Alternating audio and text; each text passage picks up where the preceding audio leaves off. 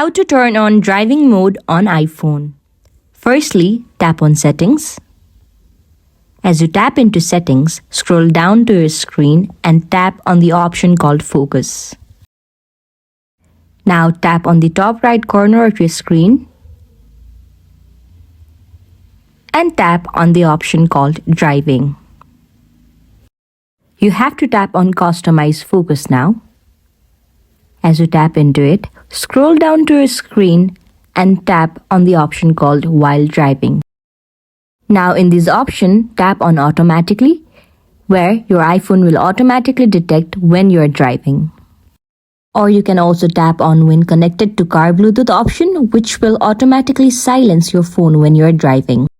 In such ways, you can turn on driving mode on your iPhone. If you found this video helpful, then please give thumbs up and subscribe to our channel. Thank you.